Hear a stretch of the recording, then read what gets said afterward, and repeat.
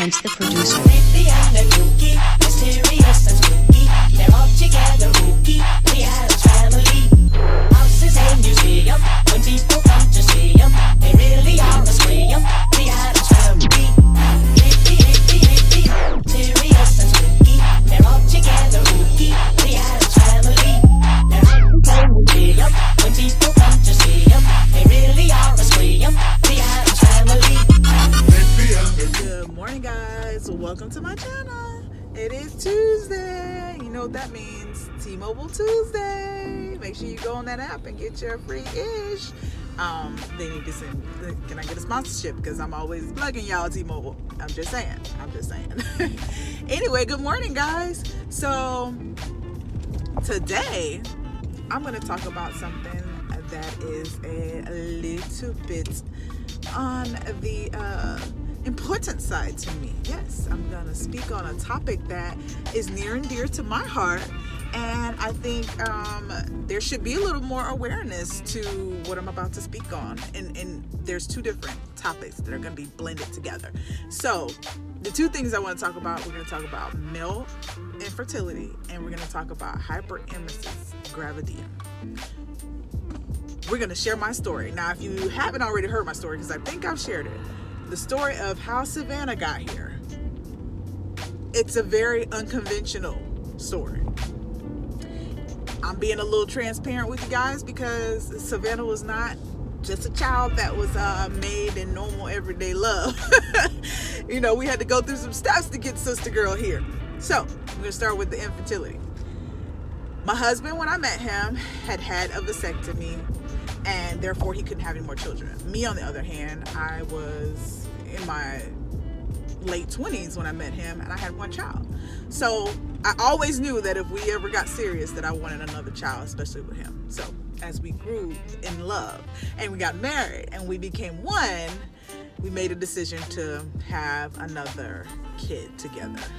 We both have children that were teens and older.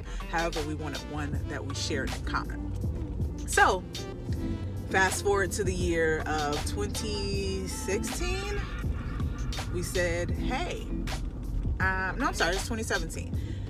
Let's go do this. Let's make it happen. So we flew all the way to Arkansas. Yes, we flew to Arkansas because vasectomy reversals in the state of Florida are extremely expensive.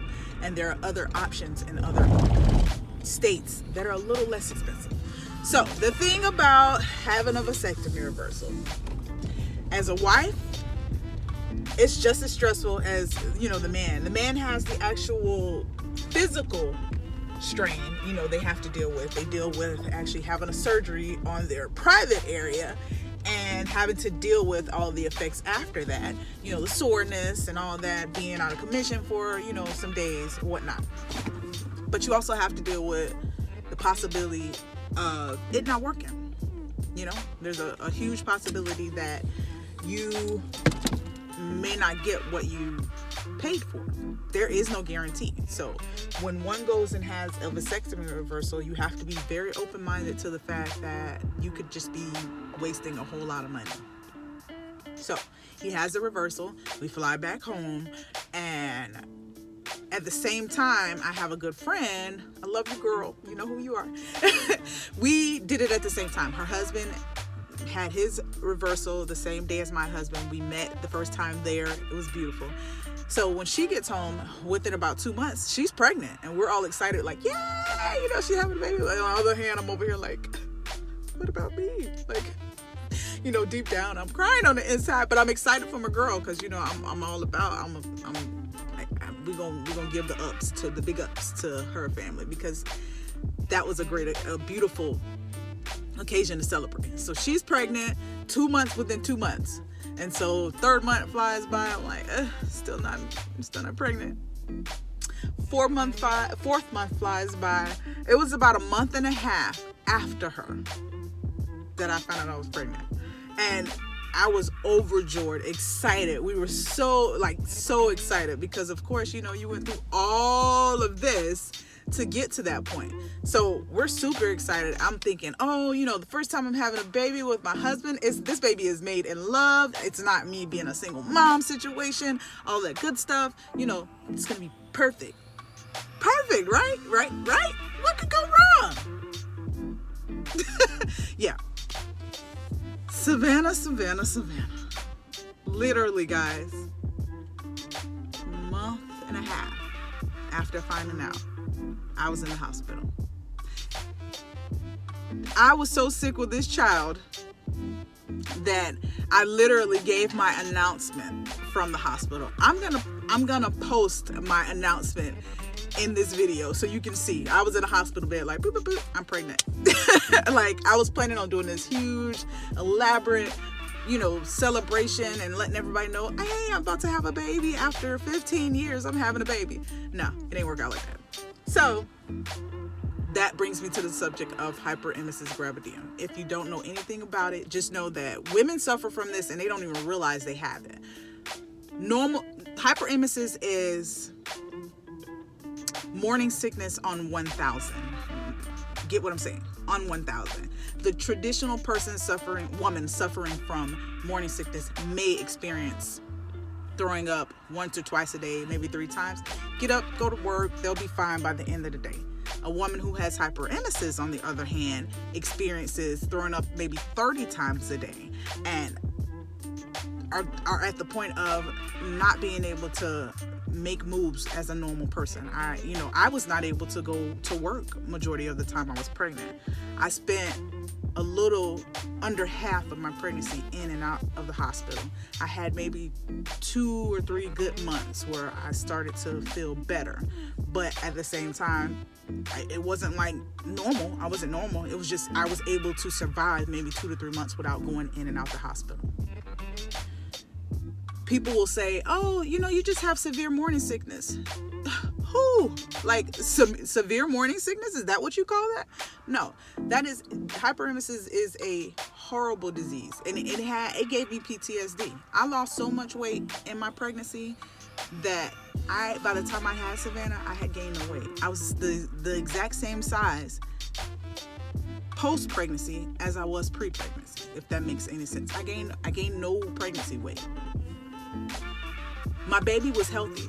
There was nothing wrong with her. However, the experience of going through pregnancy, I had a seizure. We lost my stepson.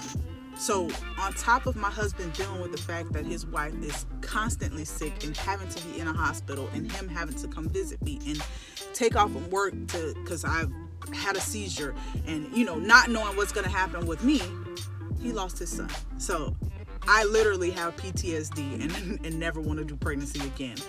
I posted that before on Facebook, and a woman who is very sensitive because she deals with infertility was like, how can you say that? I give anything to go through pregnancy. And I was like, I am not being insensitive to your plight. However, if you had gone through what I've been through, you would probably be a little bit more understanding as to why I never want to do it again. I never want to take my family through that again. Like, my husband and my family having to worry about, am I going to be here to raise this baby?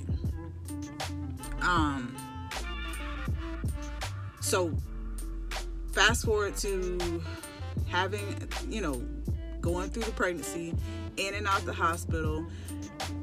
At one point, it had got so bad where I had to get a nurse.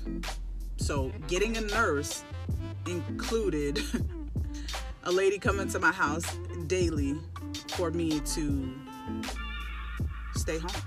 Like, in order for me not to go in and out the hospital, I had to have a nurse. I had a port in my leg that fed me medicine. I had another IV, permanent IVs. I don't know if you can see this, but you see that right there? That's my battle scar. I have another one over here. There, that right there.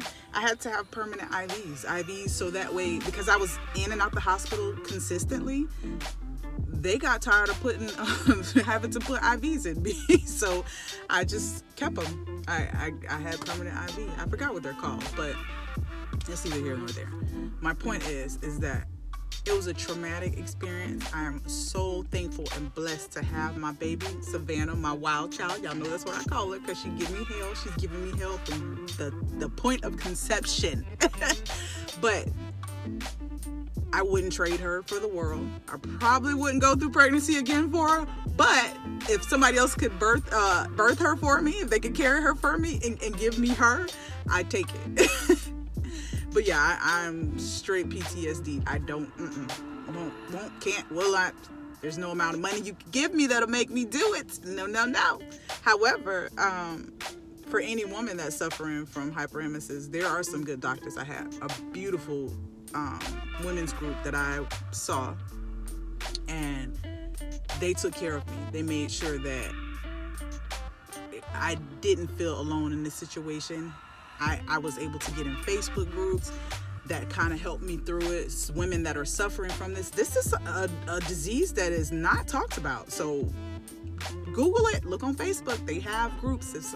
Just know if you're throwing up a few times a day while pregnant, that's not normal. And if it consistently gets worse, it's not normal. So I just want to say thank you guys for watching. Hopefully sharing my story, maybe I can help somebody that is experiencing hyperemesis or someone whose husband is experiencing infertility. It's not an easy thing to deal with as a woman or the man. So again, thank you for watching. Make sure you like, subscribe, and comment, and I'll talk to you guys later. Toodles!